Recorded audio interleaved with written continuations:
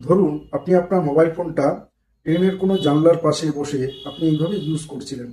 হঠাৎ একটা চোর এসে ট্রেনের জানলার বাইরে থেকে আপনার ফোনটা আপনার হাত থেকে ছিনিয়ে নিয়ে চলে গেল।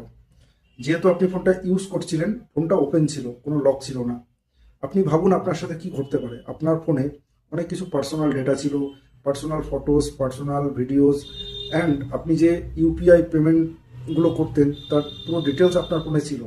একবারও ভেবে দেখেছেন কি ঘটতে পারে আপনার সাথে? কি করবেন তাহলে? একটা সেটিং এক্ষুনি করে নিন আপনার ফোনে। যদি কেউ আপনার ফোনটা আপনার হাত থেকে নিয়ে পালিয়ে যায়, অটোমেটিক আপনার ফোনটা লক হয়ে যাবে। এক্ষুনি সেটিংটা করে নিন। যদি আপনার সাথে এমনটা কখনো ঘটে, তাহলে আপনার কেউ কোনো ক্ষতি করতে পারবে না। দেখে নিন এই সেটিংটা আপনি আপনার ফোনে কিভাবে করবেন। আপনাকে প্রথমেই যেতে হবে সেটিংসের মধ্যে। ফোনের ভিতরে যে সেটিংস আছে সেখানে আপনাকে যেতে হবে, একটু নিচের দিকে আসতে হবে স্ক্রল করে। করার পরে এখানে একটা অপশান দেখতে পাবেন গুগল। এই গুগলে আপনাকে ক্লিক করতে হবে।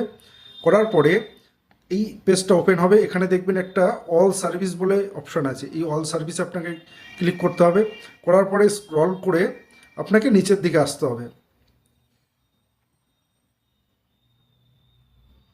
এখানে একটা অপশান আপনি পাবেন, থেফট প্রোটেকশন। এই থেফট প্রোটেকশনটাকে আপনাকে ওপেন করতে হবে। করার পরে নিচে দুটো অপশান পাবেন, আপনি দেখে নিন এখানে। থেফট ডিটেকশন লক, এটাকে আপনাকে অন করে দিতে হবে।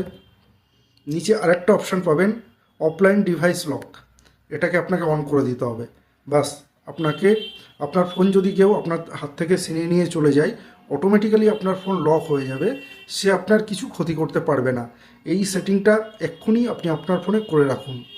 এই ভিডিওর ইনফরমেশান যদি আপনার কোনো কাজে আসে, তাহলে চ্যানেলটাকে অবশ্যই ফলো করুন এবং ভিডিওটা সবার মধ্যে শেয়ার করে দিন।